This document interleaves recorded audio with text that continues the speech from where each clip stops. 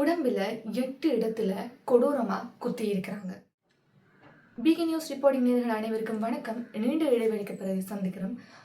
இலங்கையில ஒவ்வொரு நாளுமே ஒவ்வொரு விதமான கொடூர சம்பவங்கள் நடந்து கொண்டுதான் இருக்கு.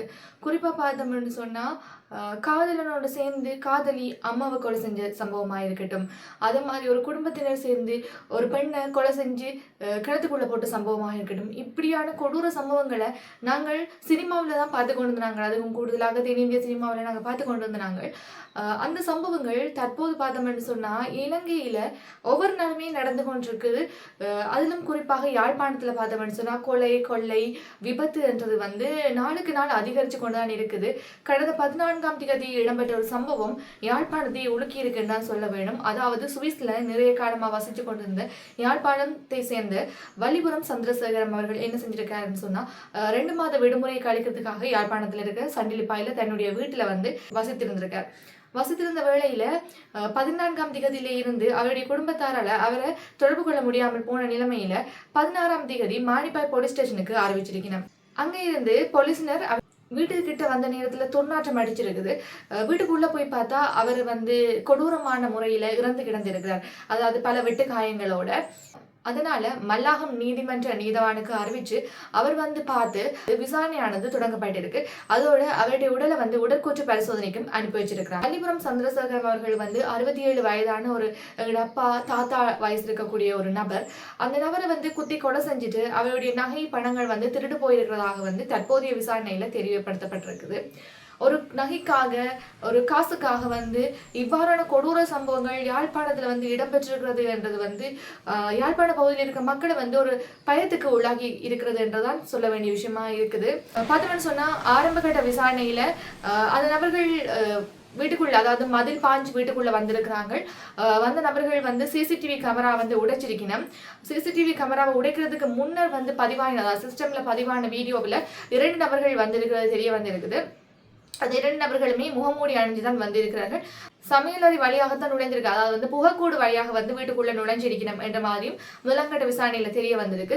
அதோட அந்த நபரை கொலை செஞ்சுட்டு நகை பணத்தை கொள்ளையடிச்சு கொண்டு போகும்போது மிளகாய் பொடியை தூவி விட்டு போயிருக்கார்கள். ஏன்னு சொன்னா மோப்ப நாய் இருக்குதானே, மோப்ப நாய் கொண்டு மோப்ப நாயை வச்சு கண்டுபிடிச்சா அவங்கள கண்டுபிடிக்க கூடாது என்றதுக்காக மிளகாய் பொடியை தூவி விட்டு போயிருக்காங்க. அதுலேருந்து தெரியுது அவங்க அவதானிச்சு திட்டமிட்டு தான் அவருடைய வீட்டுக்குள் புகுந்திருக்கிறார்கள் என்றது. ஏன்னு சொன்னா முகமூடி அணிஞ்சு வந்திருக்கணும்.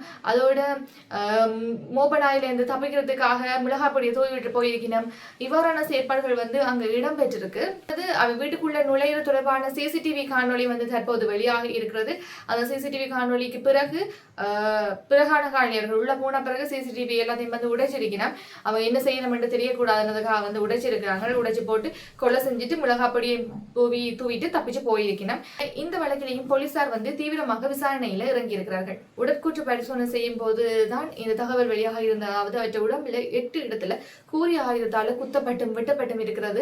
உடற்கூற்று பரிசோதனை தெளிவாகி இருக்கிறது.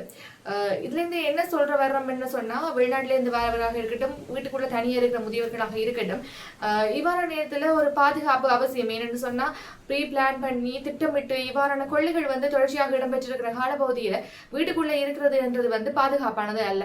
அதனால வெளிநாட்டுல இருந்து வரும் புலம்பெயர் தேசத்துல இருந்து வர்ற மக்கள் தங்களுடன் பாதுகாப்புக்கு யாரோட குடும்பத்துல இருக்க அங்கத்தை வர கூட்டிட்டு வாரது ஒரு சிறப்பான செயலா இருக்குமே சொன்னா வயது போனாக்கள் வீட்டுல தனியா இருக்கும் போது அவர்களுக்கு என்ன நடந்தாலுமே அங்க உடனடியாக பாதுகாப்புக்கு யாருமே இருக்க மாட்டார்கள். அவர்களாலையும் தங்களை தற்காத்துக் கொள்றது இலகுவான விஷயமா இருக்காது. இப்படியான சம்பவங்கள் நடக்கும் போது வீட்டுக்குள்ள தனியா இருக்கிறது, வயது போனாக்களையும் தவிர்த்து பெண்களாக இருக்கட்டும் சிறுவர்களாக இருக்கட்டும் வீட்டுக்குள்ள தனியா இருக்கிறது ஒரு பயத்தை ஏற்படுத்துற விஷயமா தான் தற்போது இருந்து வருகிறது. இந்த சம்பவத்தை தொடர்ந்து இன்னொரு சம்பவம் இலங்கையில் இடம்பெற்றிருக்கு. அது வடக்கு கிழக்கு தாண்டி பாதுகா பிரதேசத்தில் நேற்று தினம் காலையில இதே மாதிரி இன்னொரு சம்பவம் இடம்பெற்றிருக்கு. அதாவது சன நடமாட்டம் குறைவாக இருக்கிற அந்த பிரதேசத்துல, அதாவது காட்டு பகுதி மாதிரி இருக்க பிரதேசத்துல கம்பி கட்டி அதுல வார வாகனங்கள் கம்பி கட்டி இருந்தா அந்த வாகனங்கள் கடந்து செல்லாதானே. அந்த நேரத்துல அந்த வாகனங்கள் அதுல நிறுத்தப்படும் போது வழிப்பறி கொள்ளை இடம்பெற்றிருக்கிறது.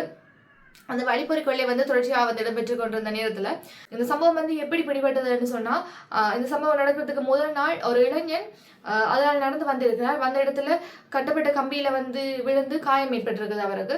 அதால அந்த பிரதேசவாசிகள் வந்து இதுல ஏதோ தப்பா நடக்குது என்று வந்து உணர்ந்து அவர்கள் வந்து திட்டமிட்டு அந்த இடத்துல நடந்த கும்பலை வந்து பிடிச்சிருக்கணும். அந்த இடத்துல அவங்க பிடிச்ச போது வந்து 2 நபர்கள் வந்து பிடிபட்டிருக்கணும். அது அவருக்கு பின்னால் வந்து இன்னும் 2 நபர்கள் இருப்பதாக கூறி 4 பேர்கள் வந்து அந்த பிரதேச மக்களால மடக்கி பிடிக்கப்பட்டிருக்கிறார்கள்.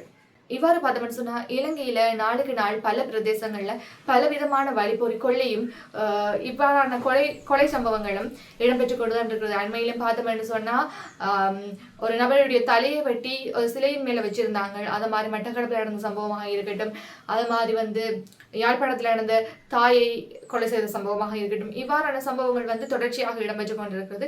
எங்களுடைய பாதுகாப்பை நாங்கள் தான் இனிமேல் காலத்துல உறுதிப்படுத்திக் கொள்ள வேண்டும் என்று சொன்னா எப்போது என்ன நடக்கும் என்று தெரியாது. அதாவது வீட்டுல தனியா இருக்கும் போது எங்களுடைய பாதுகாப்பை நாங்கள் வந்து உறுதிப்படுத்திக் கொள்றது அவசியமான ஒரு விடயமாக இருக்கிறது. இவ்வாறான செய்திகளை தெரிஞ்சு கொள்றதுக்காக பிகே நியூஸ் ரிப்போர்ட்டோட இணைந்திருங்கள்.